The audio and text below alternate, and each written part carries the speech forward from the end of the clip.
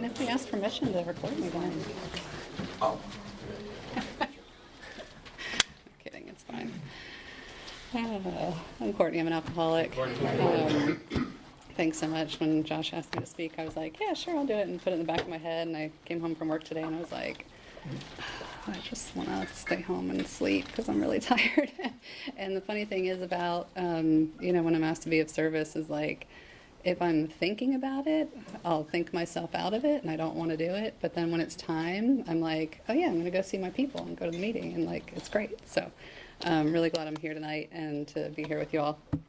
So our topic tonight, make sure I get this right because I came in and had to double check. But we're talking about spiritual condition and the growth and maintenance of our spiritual condition. And somebody had mentioned looking at page 100 in the big book, in case anybody wants to follow, but there was a little paragraph in here that kind of sparked this. And on page 100 it says, both you and the new man must walk day by day in the path of spiritual progress. If you persist, remarkable things will happen. When we look back, we realize that things which came to us when we put ourselves in God's hands were better than anything we could have planned. Follow the dictates of a higher power, and you will presently live in a new and wonderful world, no matter your present circumstances. I don't know, and sitting here tonight, thank you, Josh, for chairing and setting this all up. I was kind of just thinking back a little bit of like what I was like before I came in here, what my spiritual condition looked like.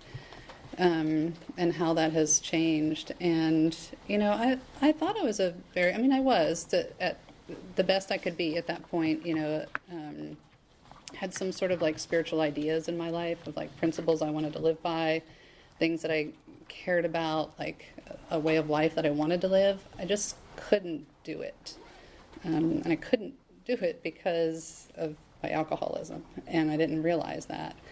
And so the beauty and the gift of this program is that now I get the freedom, one, to be relieved from the obsession to drink, so that I can really dig into the spiritual growth that I think I knew was there all along. It was like the empty hole in the donut that I just didn't know how to fill, and I didn't have the tools to fill. And so I've gotten to watch and learn from really amazing women in this program how to do that. And I keep learning and keep watching. And, if I were to talk about this a year or 10 years from now, I'm sure it would be completely different. So this is my experience right now. When I first thought about, read this part and I thought about spirituality, and I was like, what does that really look like for me? And for me, it looks like courage. And it's courage to do the things that I'm scared to do, or that I'm afraid, because it'll hurt my ego. Like I'm afraid to show something, like a weakness or a flaw. Like I'm afraid to be exposed, whatever that might look like. And so, walking that spiritual path for me has been taking a lot of steps of courage, kind of like it says in the Serenity Prayer. To change the things that I can change. And so I'll give you a little example of what my spiritual life looks like, I guess, on a daily basis, and even what it looked like this weekend, which was didn't feel so spiritual. And then, I don't know, things have a way of turning around. So, I guess as a daily practice, I practice step 11. I wake up to the best of my ability and I spend time with God. That is the only way I can probably be useful to my daughter and the kids I work with every day, and my coworkers, my friends, and people I care about. And I really get quiet, and meditation has been a huge part of my practice in my spiritual growth. And the funny thing was, when I got sober, I couldn't sit still for 1 minute without feeling completely anxious and wanting to crawl out of my skin. And over time, and that's what this is, right? It's spiritual growth. So over time, little by little, I think of it as Legos, building blocks. I keep adding those Legos on, and something has become constructed. And my meditation, I'd say that's even probably more time-wise. I spend more time doing that than even prayer, but it's looked different along the way. And for sometimes it was quiet, sometimes it was listening to things, sometimes it was physically active. Sometimes, like, I took a Buddhist course on meditation in Raleigh because I was like, all right, well, I'm doing the 11th step and there's a meditation class, so I'll go take it and figure out, I don't know what I'm doing. And that's the beauty of it, is that it's not something I have to like achieve or attain or get right or perfect. And that's when I find I really grow spiritually, because when I'm frustrated, I start looking at my meditation practice and what that looks like. And I used to have a sponsor that when my brain started getting like a little busy, and I'd call her and I'd be like, like this person and that person and this situation and this thing, like all the stuff. And she'd be like, how's your meditation? How's your meditation practice going? And I'd be like, oh yeah, I haven't been giving it the time, which is okay. It ebbs and flows, and that's how it goes. And that's how I learn. That's how I understand the importance of it. So, I've also learned in my spiritual practice that, it's not like a straight shot. It's not like a straight shot to God. It's not a straight shot like projecting upward and onward. Like it's this messy thing. But I just keep doing it. And so, yeah, I'll go back to, the rest of my morning will look like, some meditation, some prayer time. There's specific people I continue to pray for every day. I don't know, for example, like I haven't seen my brother in years and years and years. I don't know where he is, what he's doing. This disease has the best of him, and I just continue to pray for him. I don't know what that looks like, and there's nothing else that I can do to find peace in that situation.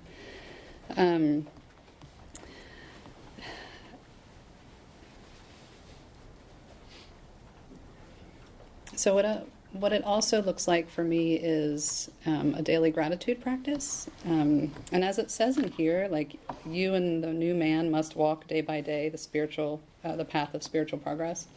And so when I do things like a gratitude list, I invite other women, not I, but like there's a group of other women that, we do it together. And so there's an email list. And if anybody wants to be on the email list, just let me know. And women. Well, I'm sure the men can figure out their own email list. You guys are capable of that. So, there's a list of women that we share our gratitude every day, because I don't want to do it alone. Like, I won't sit and make a gratitude alone for myself, but I will sit and make it to, like, communicate with other women, and I like to open it and read what other women write, too. I especially love to read what other people are grateful for. And I noticed, after years of doing this, literally years, finally, one day, I walked out of my house and I was really pissed off about something. And my brain went, you know what, but I'm really grateful that, like, it switched. And I was like, oh.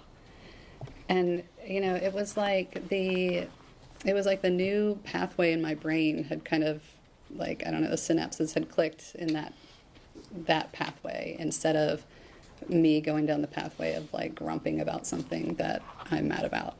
And so if that's what happens out of that gratitude list, that's pretty awesome, because, it changed my trajectory for that moment or that minute or whatever.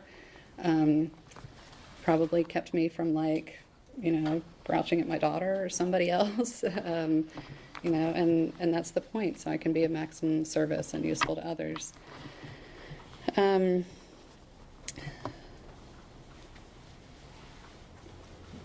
So it says on here too, when we look back, we realize the things which had come to us when we put ourselves in God's hands were better than anything we could have planned.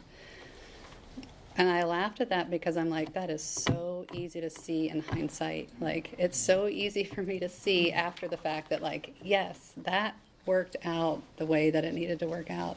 But when I'm in it, I want to know what's going to happen so that I feel comfortable. And I want to find ways to control things that are happening so that I feel comfortable, because it's all about how I'm, trying to manage my feelings. And I think the biggest gift of this program and of some spiritual progress has been recognizing it when I'm in it. And so, like, for example, this weekend, I don't know what was going on. Like, I have no idea, but I woke up, like, with anxiety and so discombobulated on Saturday that I was kind of like, who am I? Like, what just happened? Like, I don't know who this person is. Like, I don't know what's going on. And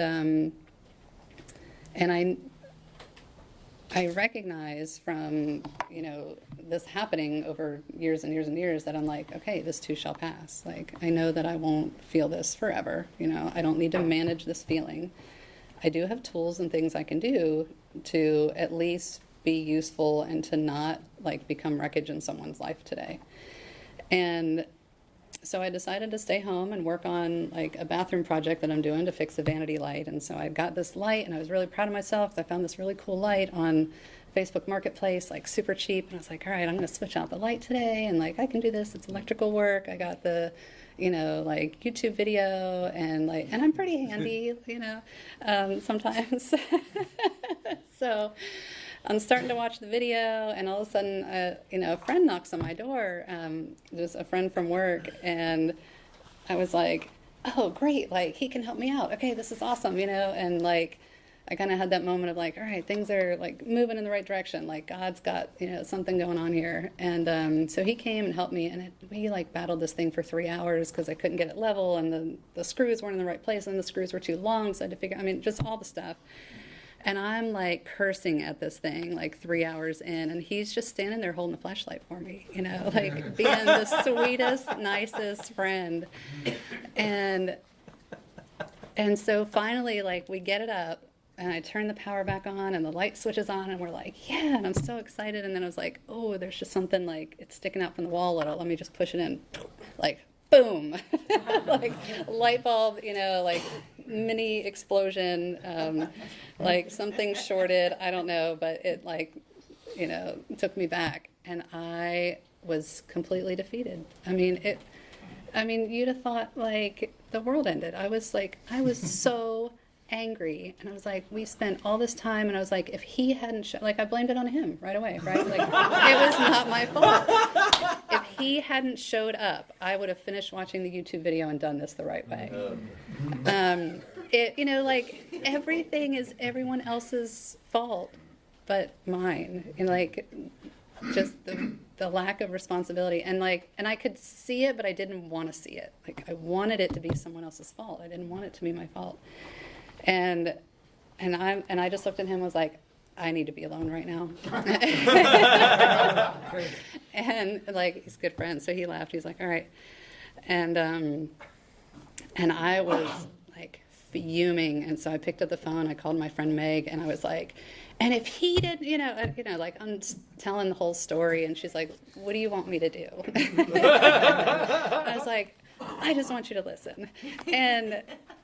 And by the end of it, like, I heard myself say all the stuff aloud that I needed to hear myself say, and hear the self-centeredness and like the lack of spirituality, like, in that situation, you know? And so I guess to say is like that spirituality doesn't happen by like me sitting in a room alone or like meditating on a mountaintop. It happens when I pick up the phone and I talk to another alcoholic. And so after I heard myself say all these things aloud, you know, and she had the grace to listen to it and just be like, okay, and not give me any advice and not give me any feedback and just let me hear it. You know, I calmed down, and I was like, I could see the situation for what it was. Like, it was a light bulb, or it was like, you know, I don't know, like black wire that blew. That was it. And I'll buy another one, and I'll do it again, and it's okay. And so to me, I look at that, and I'm like, that is the spiritual progress of this program, because one, that's not me. Like, I've learned this, and that's what the program is. And two, I would have held that resentment for years when I was in active addiction. And I would have been passive aggressive towards my friend, blaming him for probably a very long time for a light fixture. And I saw that when I did my fourth step too. Like, I could see those little things. Okay, Kevin, I'll try to wrap it up so that you do have some time. I just realized I'm kind of talking. Okay, so that's what that looks like today. And then, and then on Sunday, it was the same thing. I woke up and like, while that had cleared, it dug up something else. And I'm like, something is really disturbed in me. And I was like, I'm not right. I'm off. Like, something's wrong, and I messaged Roxana and I just told him myself. I was like, I'm just not right today.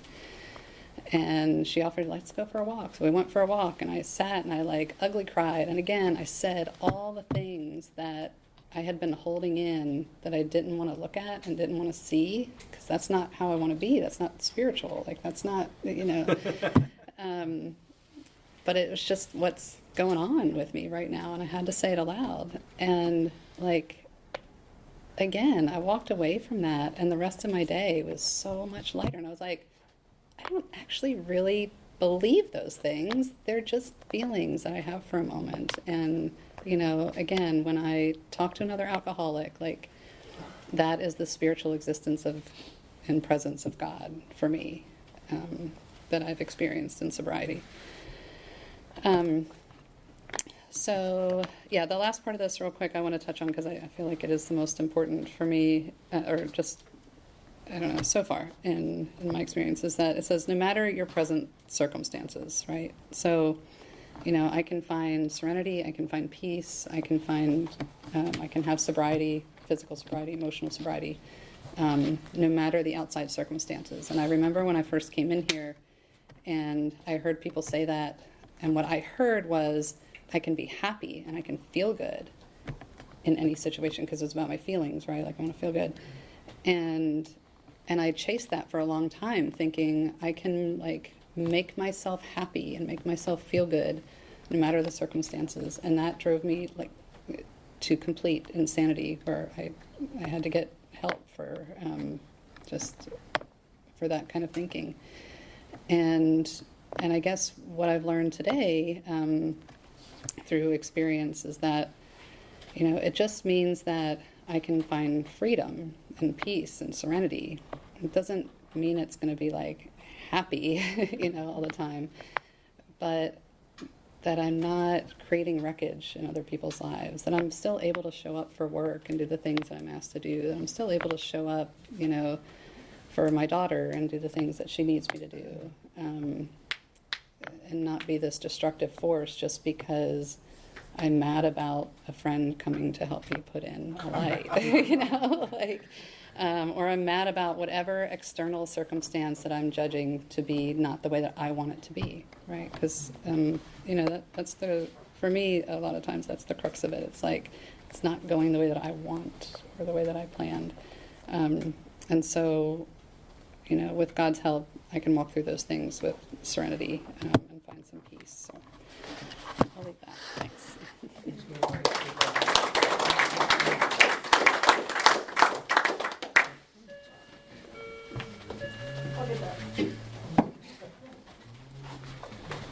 All right, I'm Drew Coggin, alcoholic. That was awesome. It was not your fault. It's always his fault. Yeah, so as far as maintenance and growth of spiritual condition, I'll tell you a little bit about what it was like growing up in Jacksonville, Florida.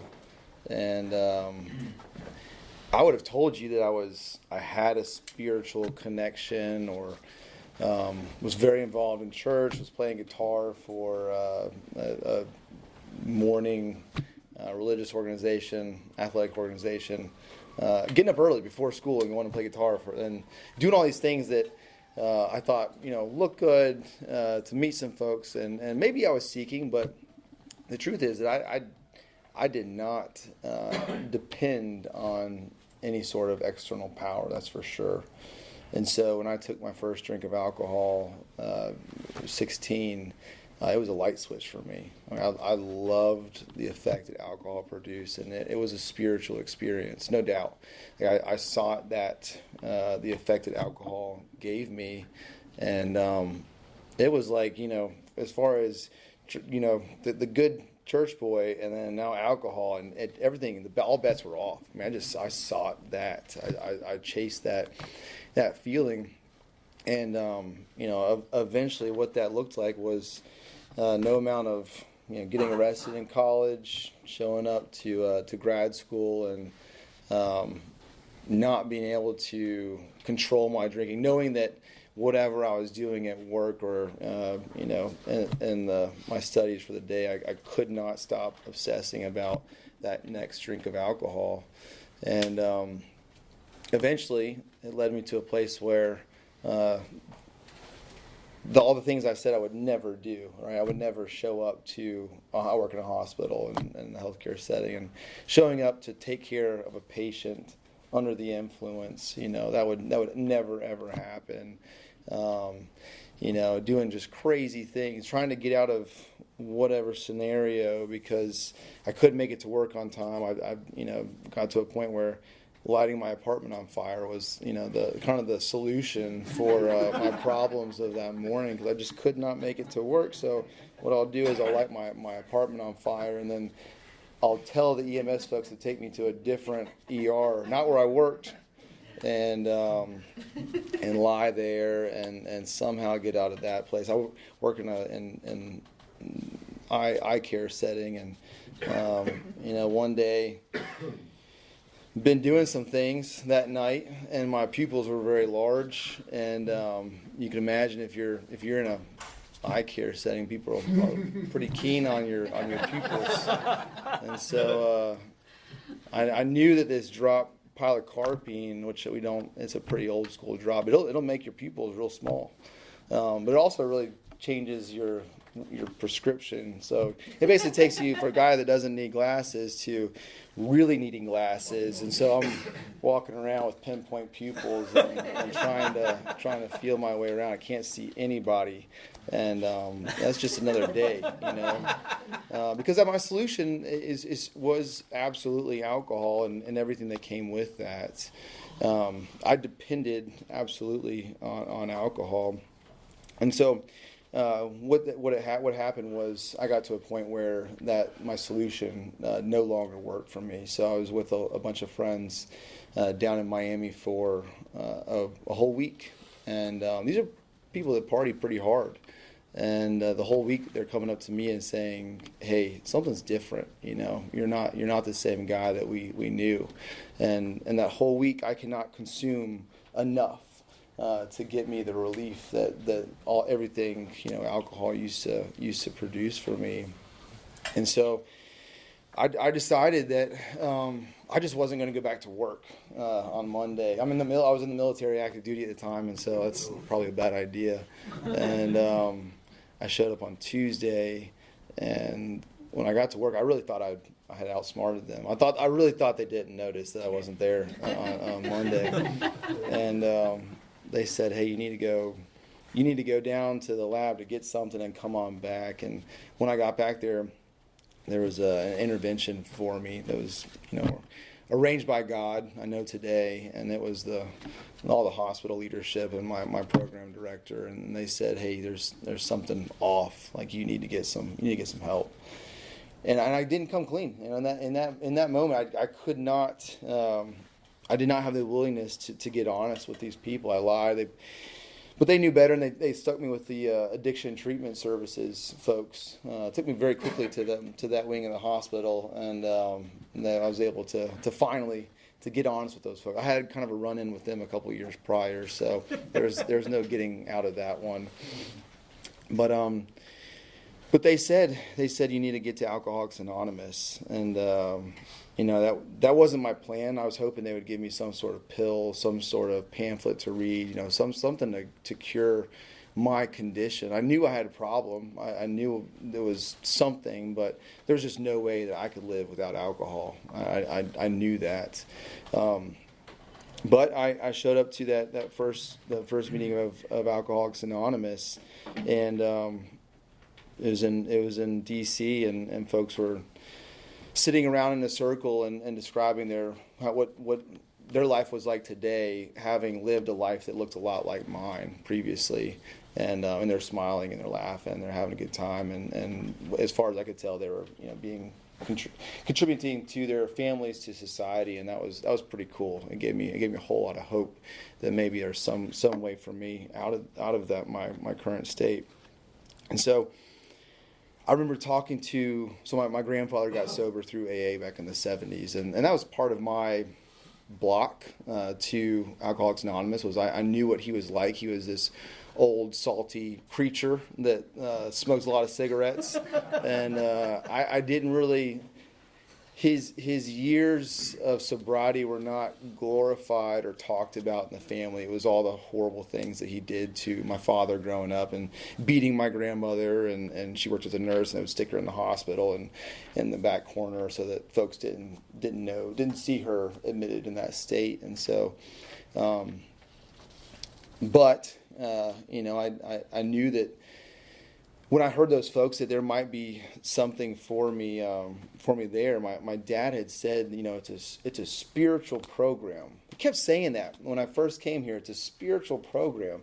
I really did not know what that meant. I was intrigued. I mean, it sounds pretty cool, but I did not know what spirituality meant, and it was described to me that there are a set of principles that, it's a 12 spirituality principles that can be summed up in each of the steps. And if we work those steps, it clears away the wreckage that we've accumulated. We get this relationship with a higher power than ourselves. And with that relationship, we can go anywhere, do anything. I mean, we have the power that doesn't come from within.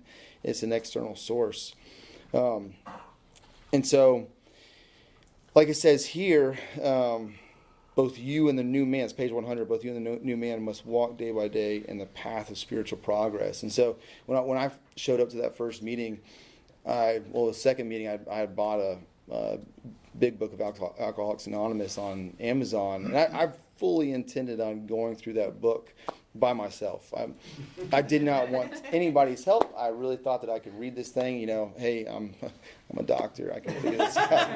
And my life's in shambles right now. I'm going to kill myself. But hey, there's. I'm going to do this. I'm going to take these steps. And I actually had I read the 12 steps. Pretty short. I can probably get through this, knock this out in the afternoon. And thank God there's this guy that came up to me and said, hey, you're going to need somebody to help you go through that book. And little did I know that, like it says, day by day, we're walking with the new man. That's my solution today as well, is trying to help the new guy walk through this process. And so I did that. Started meeting up with this guy on Sunday afternoons and going through the steps. And he had this crazy idea to start praying. I had never prayed before. I didn't know what that looked like. And for me at the time, it was just starting to talk to God. It's kind of what my prayer is today. Just asking God to help me to get out of my own way, to do His will. And that's changed markedly over the years, but that's how it started back then.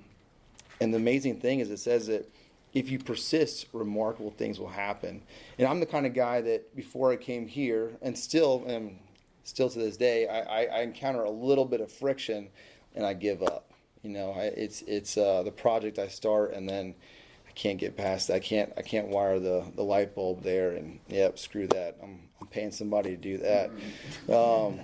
And that's but with God's help, I can walk through this. I can walk through life day by day. And when I mess up, I've got a sponsor to call to help me work through whatever problem I've got. And with a little bit of persistence, things get better and better. And then as far as that prayer, I've got a friend that he says that every day should just be one long prayer. So if I'm persistent in prayer, if I'm walking through the day talking to God, it's amazing that somehow, God willing, we make it back home tonight, lay our heads down sober, and I've got a really good chance at waking up on time for work tomorrow. If I do that, I had zero chance for a long time, so that's still a very, very big deal. So the next little point there, that when we look back, we realize that the things which came to us when we put ourselves in God's hands were better than anything we could have planned. I think that just points to turning my will over to the care of God. Trying something else, because my way for so long was just futile. I'd get one good day of not drinking. I felt so good. When I went home. I wanted some accolades, because I hadn't drank that day or done whatever, and I just wanted that feeling to persist. I wanted to feel like that tomorrow, and it just never came. So it's amazing that trying this way of life, I turn around after a while, look back and say, oh my gosh, this actually works. And I like what Courtney said about this, but we follow the dictates of a higher power, and you will presently live in a new and wonderful world, no matter what your present circumstances. Nothing around me changed. Today I've gotten married, I've had a child, all these blessings from God that I truly did not think I could do sober. I couldn't go to a baseball game, talk to someone new sober, and God's given me a way through all these new experiences. But for the most part, I work in the same field. I had all those things when my life was absolute in shambles. I wanted to kill myself, and it's pretty similar today. But I've got a plan. I've got these 12 steps that were laid out for me. I've got a reliance on God today that I did not have. So, what does it look like today? I wake up. I try to start my day in prayer. Some days I spend more time in that than others. Some days it's definitely not enough, and I'm running out the house. And but if I can take that time in the moment just to ask God to direct my thinking, try to make me useful to other folks, wherever that capacity is today. And then just going through my day and trying to do the next right thing. And when I mess up, taking accountability for it, which is not my MO for a long time. Lied to a lot of folks, and I don't have to live like that today. So staying current with a sponsor, I think going back to the hand-in-hand thing, having a sponsor has meant everything to me, and trying to stay current with that sponsor, meeting up with that sponsor, and just going through the steps, and taking the new guy through his steps is it's a blessing. It's pretty simple. My sponsor says if you stay in the basics, you don't have to go back to them. That's the way I try to live today. I try not to overcomplicate things, but it's a pretty beautiful design for living that I certainly didn't come up with, and it's working for me today. So thanks.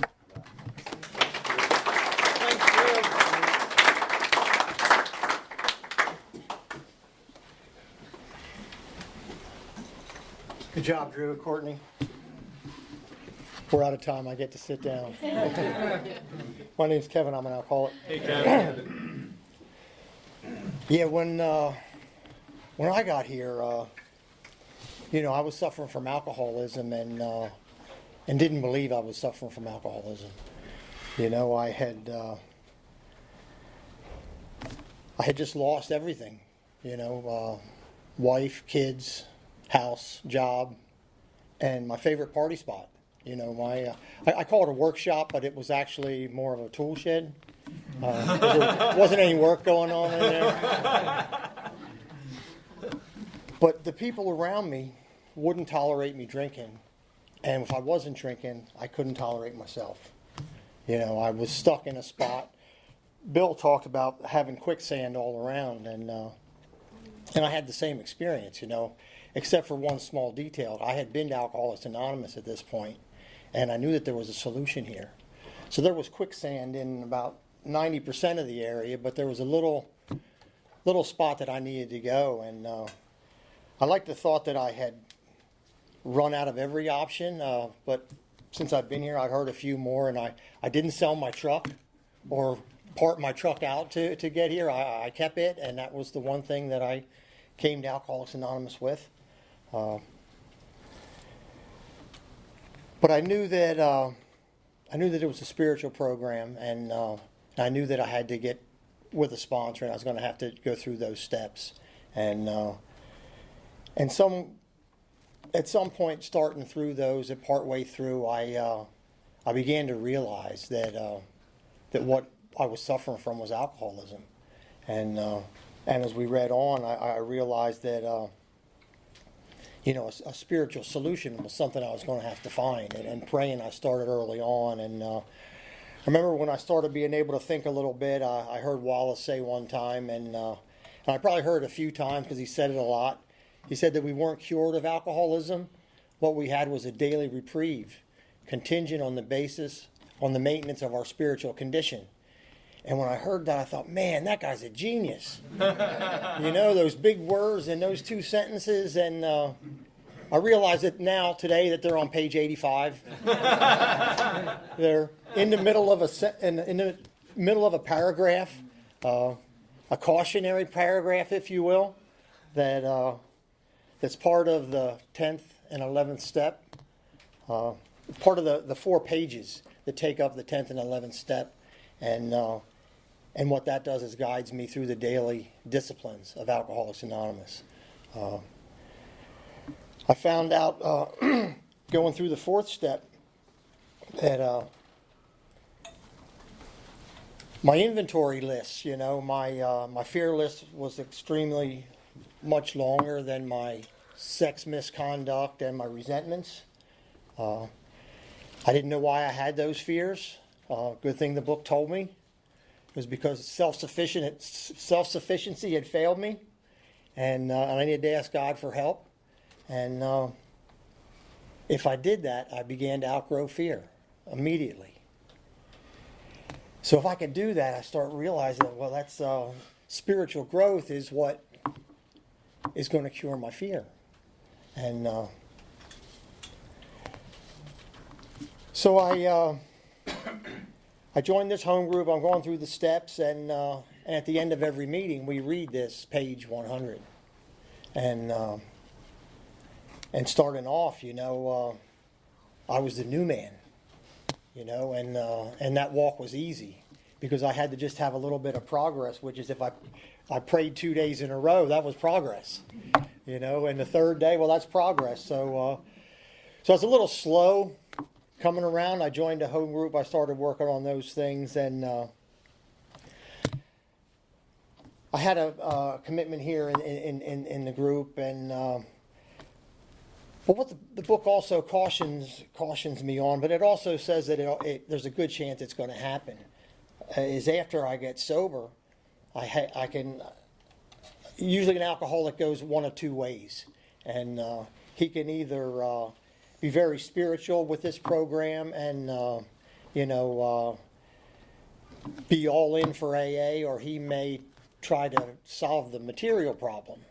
And I was the second one because I had lost everything, and I think there was a lot of ego. Well, I know today there was a lot of ego involved because I wanted to be successful. I wanted to get those things back that I had. I had everything I ever dreamed of, and threw it away. Through all the behaviors and the lies and the drinking and other things, and so I didn't take the book's advice, and I start heading down this path to get some financial security and to get my family back and look good at the same time. And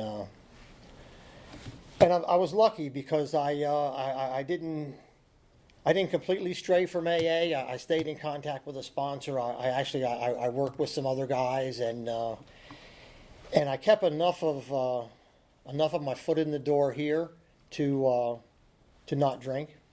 I began to do those things, and over time I realized, and by coming and listening and seeing, and I learned a lot more by watching other people and the mistakes that they made. I was better at looking at their mistakes than my own. There was a guy that early on I used to be big on taking care of the coffee pot. I couldn't get here real early, but I could stay a few minutes late and I'd do the coffee pot. And there was a guy that started helping me, and he was kind of like my protege for a while, and I was showing him the ropes, and I was going to turn the coffee pot loose to him, and pretty much did. And he was probably a little over a year sober, appeared to be doing fine, and a few months later he drank and he was dead, and I thought, man, that was pretty quick, and so I noticed some things like that. One of the other things that I used to do that helped me when I was getting sober, I used to give guys rides from the halfway house, bring them to the meetings, and there was one guy in particular, he's working with his sponsor, and he comes to me and he says, we're trying to get the detox where we can go every day of the week, take a meeting to detox every day of the week. Do you want to go? I said, nah, that's all right. I'm good, and so he has to ask me 3 times, this kid, and I'm supposed to be showing him. He's supposed to be looking at me for guidance, and he's actually, guiding me. And so I decided to do it. Now, I've been to detox before. My sponsor had taken me there, but I'm not, I'm not big on commitment. I'm still working on trying to solve all my own problems. And so okay, I'll give this a shot. So I go to detox, and I got to jump through all the hoops and get my tests and try to find records from 30. Yeah. So anyway, I get on the detox rotation, and I realize that hey, this isn't such a bad gig. I kind of feel better when I'm leaving than I do when I'm preparing to come. They say that'll happen. And the thing that I learned about that after several years is the young guy that brought me to the rotation drifted away, and he came back through the same detox that he brought me into, and I was able to be a better example this time than I was the first time. But I'm not sure if he's sober today, but I'll always remember that experience and the help that he gave me. I'm like these other guys. I got to survive on my spiritual condition today. I've been so lucky. Like when I wake up in the morning, like my first prayer is gratitude, because I'm glad to be waking up. There were times that I probably shouldn't have woke up and did. But I'm grateful for that today. I do my prayer meditation. I do much more than I used to. I do a different meditation. Since the beginning of the year, I started doing a Native American meditation, because it's a lot about nature, and they talk about Creator and Great Spirit and things like that. But it's just a little something different. I'm just trying to, maybe like Courtney said, expand my horizons a little bit. I'm still going to leave the light bulbs to the electricians. I don't like getting shocked, and that's usually what happens if I mess with electricity. But and maybe that's a fear that I may have to work through yet too. But I know if I pray about it, God will help. But I'm blessed today. I'm still able to do the same job that I did years ago at a fairly high level. I noticed today that I've been given a lot of gifts that I never appreciated. I never really appreciate them until they start going away. I used to be able to do things today that I can't do today, but I'm grateful for being alive and being sober. That's like my second prayer, and then I pray for some other folks and do my prayers and meditation, and I try to help other guys. I learned that early on, and I've always liked to keep a new guy. And if anybody is looking for a sponsor, I could use a good new person, especially if you're willing. That helps. But I appreciate willingness. It usually makes the whole situation last a little longer.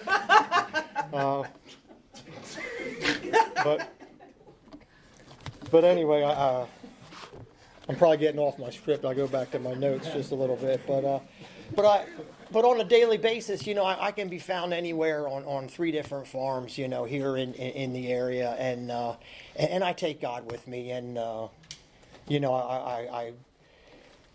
I sometimes have anxieties about the situation that I might face tomorrow, or I might face in an hour, and I can tap into that power. And for me, you know, God's as close as my next breath. You know, I can say a prayer, and I can feel it almost right away. You know, because I don't have to do it alone. You know, remarkable things that'll happen. I had a remarkable thing that happened. They happen all the time, but I'm going to share one with you that happened probably a little less than a year ago, and it has nothing to do with drinking. It has more to do with life, which is pretty much what my program looks like today. You know, I'm not really concerned with drinking. I have enough stuff going on and enough commitments, and my problems more relate with life and dealing with, you know, relationships and family and things like that. But this has to do with life on a crazy thing happened. I was at the farm one morning working, and there was a hawk that flew into one of the tool sheds, and this was actually more of a tractor barn. But he came out, and he's got a rat trap hooked to his leg, and he can fly about 5 feet at a time, and then he lands, and then he tries to fly again, and I realized that, so I grabbed the towel. I don't know how I knew to do that, but I intuitively grabbed the towel, ran out, covered him up, and removed the trap carefully from his leg and let him go, and the thing flew away. And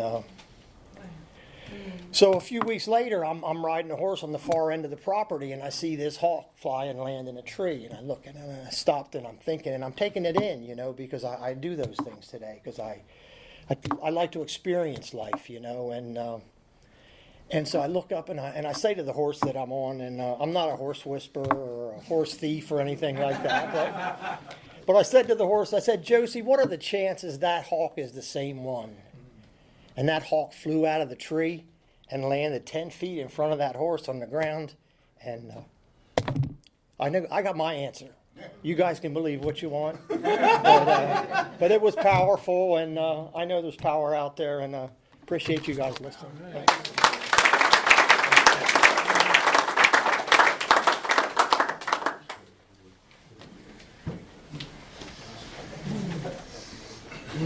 Thank y'all.